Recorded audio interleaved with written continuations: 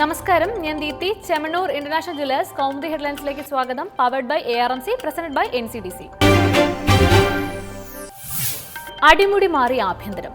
ജിഷ കേസിലെ അന്വേഷണ വീഴ്ചയുടെ ചൂടുപിടിച്ച് പോലീസ് തലപ്പത്ത് വൻ അഴിച്ചുപണി. സംസ്ഥാന പോലീസ് മേധാവി TP സെൻകുമാറിനെ തൽസ്ഥാനത്ത് നിന്ന് നീക്കി.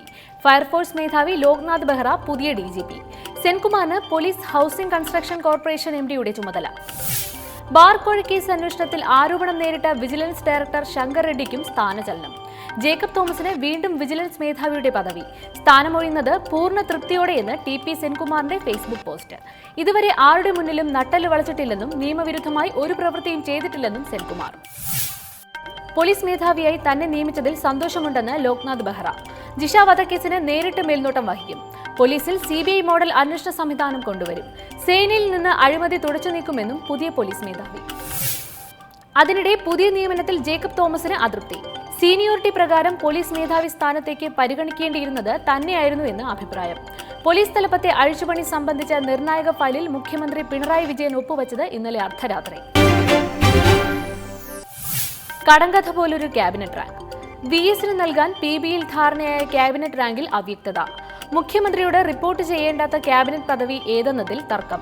ഭരണപരിഷ്കരണ കമ്മീഷൻ പോലെ സർക്കാരിൽ നിന്ന് സ്വതന്ത്രമായ പദവികളിൽ ഏതെങ്കിലുമാകാം VSന് നൽകുകയെന്ന് സൂചന. സർക്കാരിന്റെ ദൈനംദിന പ്രവർത്തനങ്ങളിൽ നിന്ന് VSനെ അകറ്റി നിർത്തുന്നത് ഭരണത്തിലും പാർട്ടിയിലും രണ്ട് അധികാര കേന്ദ്രങ്ങൾക്ക് വഴിവെക്കുമെന്ന ആശങ്ക മൂലം VSന് ക്യാബിനറ്റ് റാങ്ക് അനുവദിക്കുന്നതിനായി ഏതെങ്കിലും വിധത്തിലുള്ള നിയമ ഭേദഗതി തൽക്കാലം വേണ്ടെന്നും തീരുമാനം. വിവാദങ്ങൾക്ക് തിരികൊളുത്തിയ കുറിപ്പിൽ VS ആവശ്യപ്പെട്ടിരുന്നതുപോലെ LDF അധ്യക്ഷ പദവി നൽകുന്നതിൽ ധാരണയായില്ല. അതേസമയം PBയിൽ ധാരണയായ പ്രകാരം മുതിർന്ന നേതാവിന് നൽകേണ്ട പദവി ആലോചിക്കാൻ രാവിലെ പാർട്ടി സംസ്ഥാന സെക്രട്ടേറിയറ്റ് യോഗം തലസ്ഥാനത്ത്. എന്നാൽ സംസ്ഥാന സെക്രട്ടേറിയറ്റിൽ ഉടൻ തിരികെ പ്രവേശിക്കണമെന്ന VSന്റെ ആവശ്യം അടിയന്തര സ്വഭാവത്തോടെ പരിഗണിക്കപ്പെടാൻ ഇടയില്ലെന്ന് സൂചന. VSനെതിരായ സംസ്ഥാന ഘടകത്തിന്റെ ആരോപണങ്ങളിൽ PB കമ്മീഷന്റെ നടപടികൾ അവസാനിപ്പിക്കാതെ അതിന് സാധ്യതയില്ല. കൊലയാളിയുടെ തിരക്കഥ. ചെങ്ങന്നൂരിൽ അമേരിക്കൻ മലയാളിയെ കൊലപ്പെടുത്തിയ കേസിൽ അറസ്റ്റിലായ മകൻ ഷെറിൻ ജോണിനെ പോലീസ് കൂടുതൽ വിശദമായി ചോദ്യം ചെയ്യും. റിമാൻഡിലായ പ്രതിയെ ഇന്ന് വീണ്ടും കസ്റ്റഡിയിൽ വാങ്ങി തെളിവെടുപ്പ്.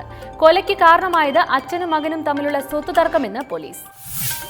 അച്ഛൻ ജോയ് ജോണിനെ ഷെറിൻ കൊലപ്പെടുത്തിയത് കാറിൽ വെച്ച് 4 തവണ വെടിയുതിർത്ത് 6 കഷണമാക്കി വെട്ടിനുറുക്കിയ മൃതദേഹത്തിന്റെ ഭാഗങ്ങൾ ചെങ്ങന്നൂരിലും കോട്ടയത്തും ചങ്ങനാശ്ശേരിയിലുമായി ഉപേക്ഷിക്കുകയായിരുന്നു എന്നും പോലീസ്. തീപിടുത്തത്തിൽ 17 മരണം. മഹാരാഷ്ട്രയിലെ പുൽഗാവിൽ സൈന്യത്തിന്റെ ആയുധ സംഭരണശാലയിലുണ്ടായ തീപിടുത്തത്തിൽ 17 മരണം. നിരവധി പേർക്ക് പരിക്ക്. മരിച്ചത് 15 സുരക്ഷാ ജീവനക്കാരും 2 ഉദ്യോഗസ്ഥരും. മരണസംഖ്യ ഉയരുമെന്ന് സൂചന. അപകട കാരണം വ്യക്തമല്ല. സംഭവത്തിൽ കരസേന അന്വേഷണത്തിന് ഉത്തരവിട്ടു. ജനസാന്ദ്രത കൂടിയ മേഖലയിൽ തീ പടർന്നതോടെ ആളുകളെ സുരക്ഷിത കേന്ദ്രങ്ങളിലേക്ക് മാറ്റി. പുൽഗാവിലേത് ഇന്ത്യയിലെ ഏറ്റവും വലിയ ആയുധ സംഭരണശാലകളിൽ ഒന്നാണ്. പ്രതിരോധ മന്ത്രി മനോഹർ പരീക്കർ അപകടസ്ഥലം സന്ദർശിക്കും. രാഹുലും രമേശും.